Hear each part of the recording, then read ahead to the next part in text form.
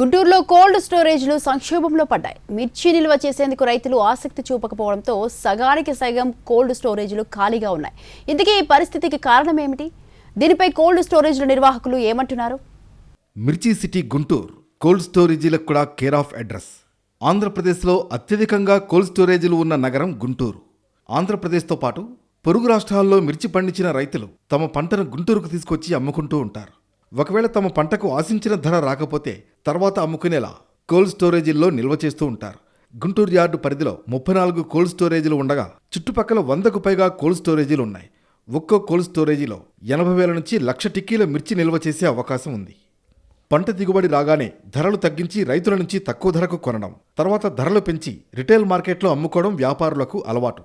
అయితే మిర్చి రైతులకు ఇలాంటి పరిస్థితి రాకుండా కోల్డ్ స్టోరేజీలు ఏర్పాటయ్యాయి. సాధారణంగా ప్రతి ఏడాది మిర్చి సీజన్ ముగిసే సమయానికి కోల్డ్ స్టోరేజీలన్నీ మిర్చి నిల్వలతో నిండిపోతూ ఉంటాయి. అటువంటి సందర్భాల్లో కోల్డ్ స్టోరేజీలో ఖాళీ లేదంటూ బోర్డులు పెడుతూ ఉంటారు. కానీ ఈ ఏడాది సీన్ రివర్స్ అయింది. కోల్డ్ స్టోరేజీల్లో సగం నిల్వలు కూడా లేవు. గత ఏడాది మిర్చి ధర తగ్గింది. దీంతో తీవ్రంగా నష్టపోయారు రైతులు. ఈసారి మిర్చి సాగుకు పెద్దగా ఆసక్తి చూపించలేదు. గుంటూరు జిల్లాతో పాటు ఏపీ వ్యాప్తంగా మిర్చి సాగు విస్తీర్ణం సగానికి పైగా పడిపోయింది.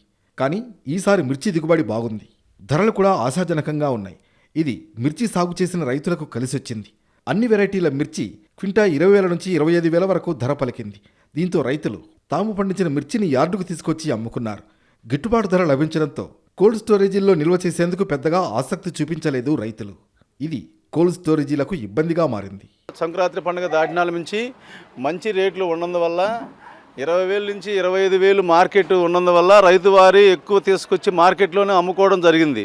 దానివల్ల కోల్డ్ స్టోరేజీల్లో పెట్టడం తక్కువ వల్ల ఈ సంవత్సరం 25 లక్షల నుంచి 30 లక్షల వరకే ఈ స్టోరేజీల్లో నింపడం జరిగింది.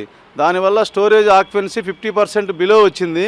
దానివల్ల స్టోరేజ్ వాళ్ళకి ఆర్థికంగా ఈ మెయింటెనెన్స్ కానీ, ఈ కరెంటు బిల్లులు కానీ, ఈ జీతాలు కానీ వీటన్నిటికీ మెయింటెనెన్స్ చాలా ప్రాబ్లంగానే ఉంటుంది.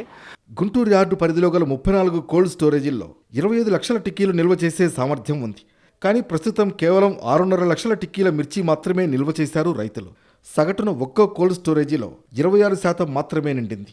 గుంటూరు చుట్టుపక్కల గల 65 కోల్డ్ స్టోరేజీల్లో 72 లక్షల టిక్కీల నిల్వ సామర్థ్యం ఉంది. కానీ ప్రస్తుతం 36 లక్షల టిక్కీలు నిల్వలే ఉన్నాయి. అంటే సగం కూడా నిండలేదు. మరి స్టాక్ కనుక పెట్టుకున్నట్లయితే రాబోయే కాలంలో రైతుకి మంచి రేటు వస్తుంది. కానీ వాళ్ళ రైతు ఎవరిని కూడా నమ్మని పరిస్థితిలో ఇవాళ తనంతటికి తనే తీసుకొచ్చేసి మార్కెట్లో యార్డ్లో అమ్మేటువంటి పరిస్థితి కనపడతా ఉంది. దానివల్ల ఇవాళ ఎవరు కూడా స్టోరేజీల్లో పెట్టకపోవటం వల్లే మాకు ఇవన్నీ కూడా చాలా ఇబ్బందికరమైనటువంటి పరిస్థితి. తమకు మునుపెన్నడూ ఇటువంటి గడ్డు పరిస్థితి ఎదురు కాలేదంటున్నారు కోల్డ్ స్టోరేజీల యజమానులు. నిర్వహణ కోసం భారీగా ఖర్చవుతుందని చెబుతున్నారు. స్టోరేజీలో ఛాంబర్లు ఉండవని, ఎంత సరుకు నిల్వ చేసినా మొత్తం కూల్గా ఉండేలా చూడాలని చెబుతున్నారు. అందుకే నిర్వహణ ఖర్చులు పెరిగిపోతున్నాయంటున్నారు.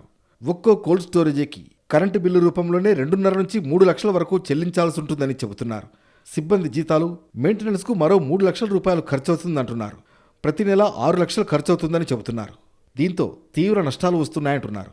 ఇవాళ చాలా ఇబ్బందికరమైన పరిస్థితి ఏంటంటే ఇప్పుడు దీనికి కావాల్సిన మెయింటెనెన్స్ ఖర్చులు ఎక్కువగా ఉంటాయి. దీనికి కరెంటు బిల్లు, అలాగే జీతాలు, తర్వాత దీనికి కావాల్సినటువంటి మిషనరీస్ అనేటువంటి రిపేర్లు కానీ ఇవన్నీ కూడా మెయింటెనెన్స్ అనేది దీనికి ఎక్కువగా ఉంటుంది.